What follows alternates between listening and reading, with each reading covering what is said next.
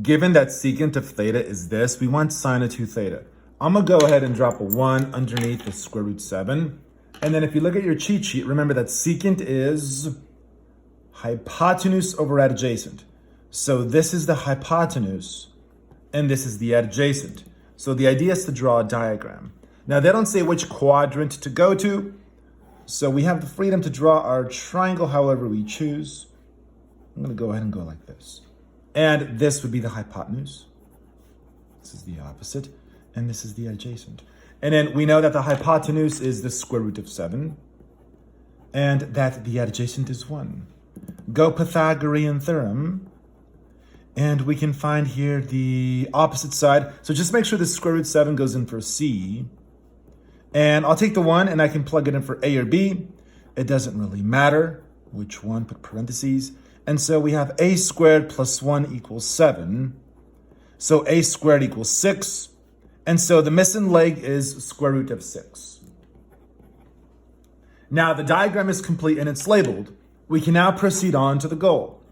So sine of 2 theta is a problem because of the 2. We don't know what to do with the 2. So that's when you look at your identities. And if you look at your trig IDs, you'll note that sine of 2 theta equals 2 times sine of theta times cosine of theta. So this is the goal, but this equals this. So this becomes the goal. And this is more manageable because 2 is just 2. And sine of theta we can find, and cosine of theta we can also find. So maybe here off to the side, we can compute sine of theta. Sine of theta is opposite over hypotenuse. So the opposite is that, because this is theta. And across from you is the opposite. That's the hypotenuse. This is the adjacent. These labels are correct. Now, sine is opposite. That's the opposite side. And the denominator has to be the hypotenuse, which is that number there. And that's sine, which is going to go here in just a moment. Let's compute cosine. So cosine is adjacent. The adjacent is 1. And the denominator is the hypotenuse. These are the definitions of sine and cosine. And so now going back to the main problem, we're done with the scratch work. The main problem, 2 is just 2. And then sine of theta gets replaced by what it happens to equal. Cosine is this here. And then on a calculator, it'll say 2 square root 6 over 7. Final answer. I believe that was example 1 from the end of this week. And here is example 3 by request. So let's give this a go. So we're given cosecant of theta is this. And we have this here. And this is the goal. Now remember, how do we interpret this? If your angle theta is between 180 and 270, they're trying to tell you to go to quadrant 3 because this is 180 and this is 270. So if your angle is bounded by these two numbers, we're in quadrant 3. And based on the discussion that we had in class in terms of how to draw right triangles, that's our diagram there. This is the hypotenuse. This is the opposite, and this is the adjacent. Now we're given cosecant, and cosecant, if you look at your identities, cosecant is hypotenuse over opposite.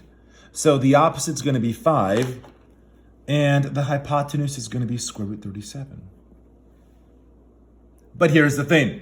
Because this 5 is a downward motion, it has to be negative. And that agrees with the fact that the number should be negative itself. So if a fraction's negative, maybe the top, maybe the bottom is negative. The decision is made by looking at the diagram and seeing who should be negative. The hypotenuse is always positive. Only the legs can be negative, depending on whether you're going up, down, left, or right.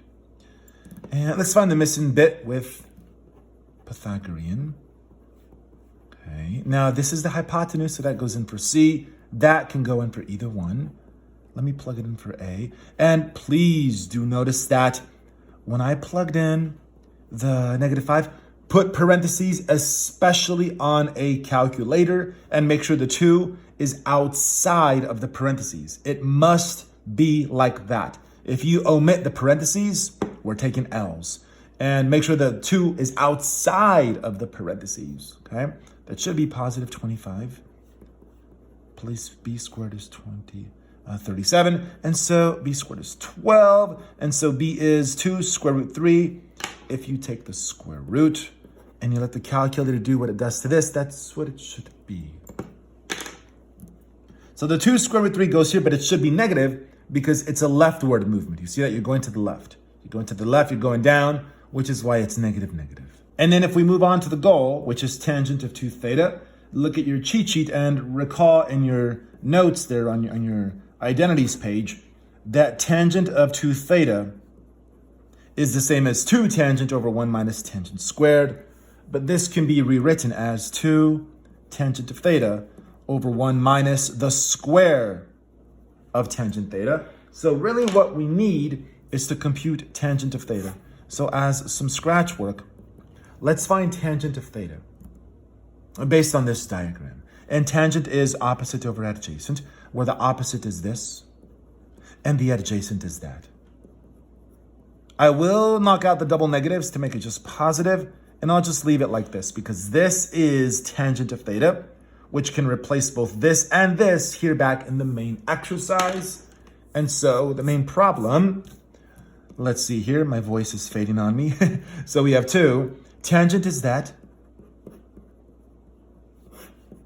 1 minus, and then of course tangent is again that same fraction. And please just go calculator on this. It will spit out the following value. It should be negative 20 square root 3 over 13. Final answer.